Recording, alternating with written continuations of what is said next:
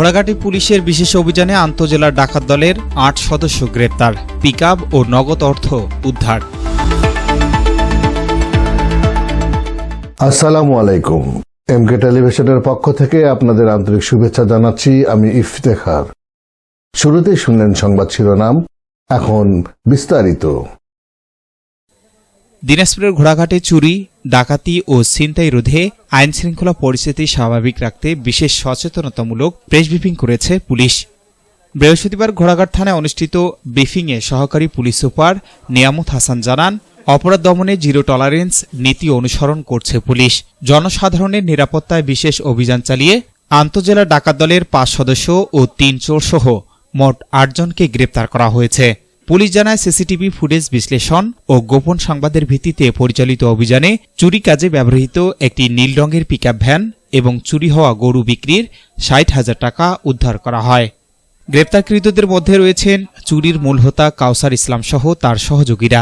২ মে নূরপুর গ্রামে গরু চুরির ঘটনায় মালামাল সূত্র ধরেই এই অভিযান পরিচালনা করা হয়।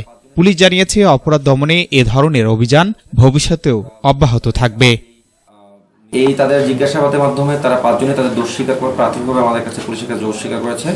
আমরা তাদেরকে আজকেই নির্ধারিত সময়ের মধ্যেই আমরা তাদেরকে আদালতে প্রেরণ করব এবং আশা করি তারা আদালতে আমাদের ম্যাজিস্ট্রেটের কাছে ১৬৪ ধারায় রয়েছে এবং আমাদের পর্যাপ্ত সাক্ষ্য প্রমাণ রয়েছে এবং সেই সাথে আমাদের এই যে গরু পরিবহনের কাজে যে ব্যবহৃত এই পিকআপ যার রেজিস্ট্রেশন হচ্ছে বগুড়া ৯/১১/১৮/৩১। এই পিকআপটা আমাদের হচ্ছে জব্দ রয়েছে, উদ্ধার রয়েছে।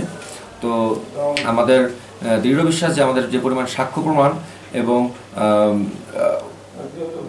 তাদের স্বীকারোক্তিমূলক জবানবন্দি যখন আমাদের লিপিবদ্ধ হবে, সব মিলায়ে আমরা তাদের শাস্তি নিশ্চিত করব। এর মাধ্যমে আমাদের যে ঘোড়াঘাট তথা এই যে ট্রান্সফরমার চুরি করেছে। আপনারা জানেন যে আমাদের এই উত্তরবঙ্গ হচ্ছে একেবারেই কৃষি নির্ভর একটা জায়গা।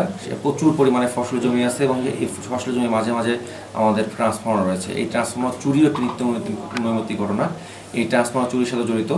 তো আমরা আশা করি যে এই যে চোর চক্র, এটা আমাদের একটা অনেক বড় সফলতা এবং এই সফলতার মাধ্যমে S Rahman, news desk, MK television.